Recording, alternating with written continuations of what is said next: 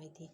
ممتاز بیگم نے بدر حسین کی قربانی کو یاد رکھا، اس کی بیوی اور 2 بچوں باسط اور باذلہ کو اپنے گھر کے پچھلے حصے میں جگہ دی۔ اس کے ساتھ ساتھ وہ تینوں ملازموں سے کچھ زیادہ تھی، اس لیے ممتاز بیگم سے کہنے پر شادی کا سارا خرچہ مزمل بیگ نے اٹھایا تھا۔ بدر حسین اور بلقیس بی بی آپس میں چچا زاد بھی تھے۔ بلقیس بی بی کا میکہ اور سسرال معراج کے گاؤں میں ہی تھا۔ باسط اور بنش آپس میں خالہ زاد تھے، جس کی منگنی اس کے پیدا ہوتے ہی طے پائی تھی۔ تب کسی کو پتہ نہیں تھا باسط گونگا اور بہرا ہے۔ باسط دیکھنے میں حسین اور جمیل تھا، اس کی نسبت بنش عام سی شکل اور صورت کی دیہاتی لڑکی تھی۔ چند سال بعد ہی منگنی ٹوٹ گئی تھی، جب بنش کے گھر والوں کو باسط کی معذوری کا پتہ چلا تھا۔ بنش اور باسط نے جوانی کی دہلیز پر قدم رکھتے ہی تھے، انہوں نے دونوں معراج کے گاؤں میں ایک شادی کے دوران بنش نے باسط کو دیکھا اور وہ باسط کو دل دی بیٹھی۔ بنش نے اپنی ماں سے کہا کہ وہ اپنے بچپن کے منگیتر سے ہی شادی کرے گی۔ بنش کے 4 چھوٹی بہنیں بھی تھیں اور گھر کے حالات بھی اچھے نہیں تھے۔ اس کے برعکس باسط کی اچھی خاصی ڈرائیور کی نوکری تھی۔ اس کی ماں اور بہن کو بھی ممتاز بیگم بہت کچھ دیتی رہتی تھی۔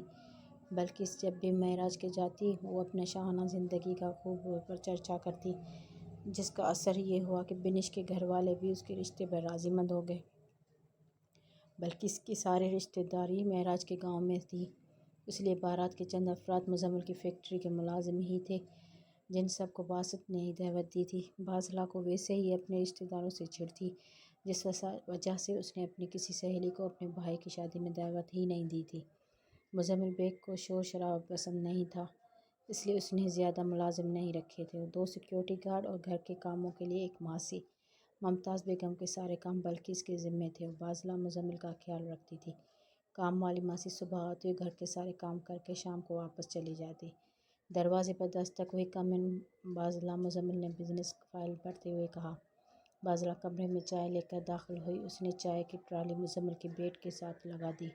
مزمل بیڈ کے ساتھ ٹیک لگائے فائل پڑھ رہا تھا، کمبل اس کی ٹانگوں پر تھا۔ فائل اس کے ہاتھ میں اور نظریں فائل پر جمی ہوئی تھیں۔ شکریہ باذلہ، اس نے باذلہ کو بغیر دیکھے ہی کہا۔ بھائی بیٹھ جاؤ، باذلہ ہولے سے بولی۔ کوئی کام ہے؟ مزمل نے اس کے تال میں پھر بولا۔ نہیں، بس آپ کا شکریہ ادا کرنا تھا۔ باذلہ نے رک کہا۔ مزمل نے اس کی طرف دیکھا۔ شکریہ کیوں؟ آپ میرے کہنے بارات کے ساتھ چلے گئے، مجھے پتہ ہے آپ ہلا گلا پسند نہیں کرتے، زیادہ بولتے بھی نہیں ہیں، پر آج تو آپ نے کمال ہی کر دیا، آپ نے آج تقریر ہی کر دی۔ باذلہ کرسی پر بیٹھے بیٹھے نظریں جھکائے ہوئے بول رہی تھی۔ تقریر کب؟ مزمل نے دلچسپی سے پوچھا۔ جب آپ نے دیکھے جی کہہ کر لڑکیوں کو مخاطب کیا تھا، پھر شمائل کو مس کہا۔ باذلہ بے وقوف تنقید کے بجائے تعریف سے مرتا ہے۔ اب تم جاؤ، آرام کرو اور شادی کے بعد اپنی اسٹڈی پر توجہ دو۔ میٹرک پاس تم کر نہیں سکتی گی۔ خواب مزمل بیگ کو دیکھ رہی ہو؟ ستارہ اپنی سہیلی شمائل کو موبائل پر کھڑے کھڑے سنا رہی تھی۔ اس نے مجھے حسن کی ملکہ کہا تھا، شمائل کھوئی ہوئی بولی۔ کانے کو بھی کانا کہو تو وہ برا مان جاتا ہے، اور اس نے تمہیں الو بنایا تھا ملکہ عالیہ۔ ستارہ نے بڑی شائستگی سے سچائی بتائی۔ مجھے اس سے محبت ہو گئی۔ شمائل نے موبائل پر اپنے دل کا حال سنایا۔ وہ تو تمہیں اکثر ہی ہو جاتی ہے، محبت تو اندھی ہوتی ہے، تم تو اندھی مت بنو۔ کہاں وہ، کہاں تم، کیا کمی ہے مجھ میں؟ خوبصورت ہوں، پڑھی لکھی ہوں، 2 مربع زمین کالی میرے نام ہے۔ شمائل نے لگے ہاتھ اپنی صورت، قابلیت، حیثیت بیان کر دی۔ موبائل کی دوسری طرف سے ہنسی کی آواز آ رہی تھی۔ دانت کیوں نکال رہی ہو؟ کیا میں نے جھوٹ کہا ہے؟ شمائل نے خفگی کا اظہار کیا۔ نہیں نہیں، ایسا کب کہا میں نے؟ خوبصورت تو تم ہو، آج دلہن سے زیادہ بناؤ سنگھار کیا تھا تم نے۔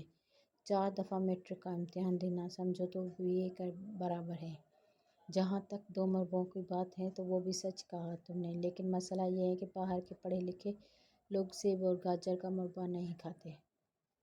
فون بند کرو، لگتا ہے ابا اور لالا شمو ملک وال سے آ گئے ہیں۔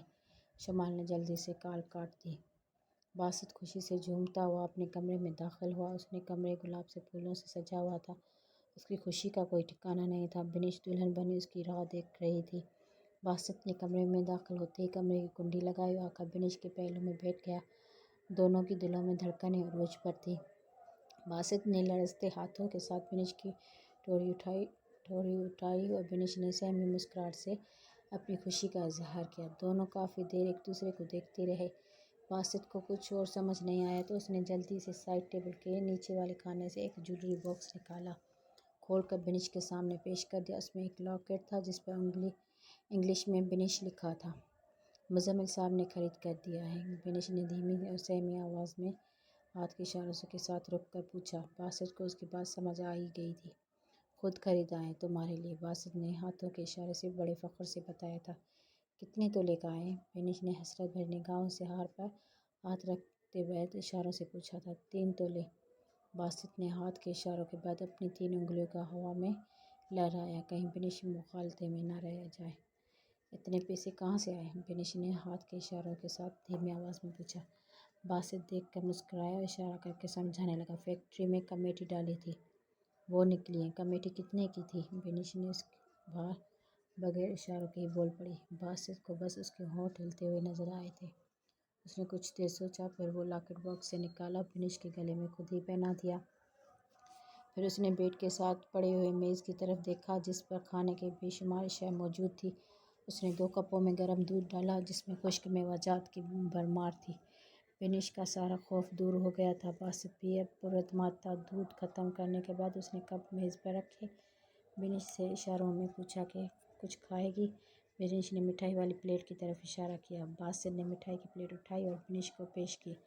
بینش نے ایک گلاب جامن اٹھایا اور باسط کے منہ میں ڈالا۔ باسط نے آدھا گلاب جامن کھایا، باقی آدھا بینش کو خود کھلا لیا۔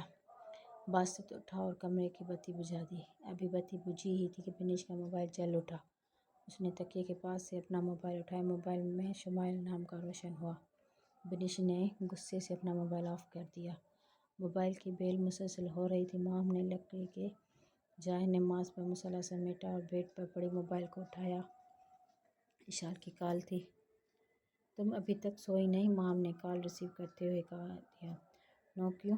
حارث کی کال آئی تھی، اشال نے رومانٹک انداز میں اپنے لٹ کو بل دیتے ہوئے سونے کی وجہ بتائی۔ کب سے فون کر رہی ہو؟ Where have you been? میں نے نماز پڑھ رہی تھی۔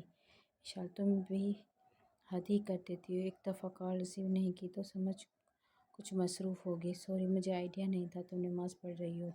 ٹھیک ہے، آئندہ خیال رکھنا۔ تمہارا زخم کیسا ہے؟ اشال نے شرارتی انداز میں پوچھا۔ کون سے زخم؟ جو چوڑیاں ٹوٹنے سے تمہاری کلائی پر ہوا تھا، معمولی سی خراشیں ہیں، زخم توڑی نہ ہے، مام نے اپنی کلائی کی خاطر دیکھتے ہوئے میٹھی مسکراہٹ کے ساتھ بتایا۔ مام چودھری، ایسی خراشیں بعد میں گھاؤ بن جاتی ہیں۔ اڑے جاؤ جاؤ، گھاؤ بن جاتی ہیں، مام نے بے پرواہی سے جواب دیا۔ تصویریں دیکھیں جو میں نے واٹس ایپ کی تھی؟ اشال نے اشتیاق سے پوچھا۔ نہیں تو دیکھو، جلدی دیکھو، اشال نے زور دے کر کہا۔ چند منٹ موبائل کے دونوں طرف خاموشی رہی۔ مام موبائل پر اپنی مزمل کی تصویر دیکھ رہی تھی۔ اشال خیال کی آنکھوں سے مام کو دیکھ رہی تھی۔ کیسے ہیں؟ اشال کی آواز سے مام تصویریں سے حقیقت میں واپس آ گئی۔ اشال، ابھی ہی یہ ساری تصویریں اپنی موبائل سے ڈیلیٹ کرو، مام نے سختی کے ساتھ اشال کو حکم دیا تھا۔ تمہیں سینڈ کرنے کے بعد پہلا کام یہی کیا تھا۔ حارث کی قسم! اشال نے سنجیدگی سے خود ہی حارث کی قسم کھا لی تھی۔ مام کو پتہ تھا کہ وہ سچ بول رہی ہیں۔ مام، تمہیں کیا اب بات بتاؤں؟ تمہیں مزمل بیگ سے محبت ہو گئی ہے؟ چل جھوٹی! مام نے ہنستے ہوئے کہا۔ پھر لمحہ بھر سوچا، پھر کہنے لگی، تم کیسے کہہ سکتی ہو؟ آفٹر آل تم سے سینئر ہوں، ایک عدد فیانسی کی مالک ہوں، منگنی تو میری بھی ہو چکی ہے، پھر تم سینئر کیسے ہو؟ اشال کے چہرے پر مسکراہٹ بکھر گئی۔ مام کی بات سن کر اشال مسکراتے ہوئے بولی، بہت فرق ہے مائی ڈیئر مام، میں نے محبت کا کھیل کھیل کر حارث کو جیتا ہے، جبکہ تمہارا گلے میں چودھری شمو کا گولڈ میڈل بغیر تمہاری مرضی کے ہی ڈال دیا گیا ہے۔ رکھتی ہوں، اوکے بائے۔ اشال نے کال ڈسکنیکٹ کر دی۔ چودھری شمو! مام نے اداسی کے ساتھ خود کلامی کی۔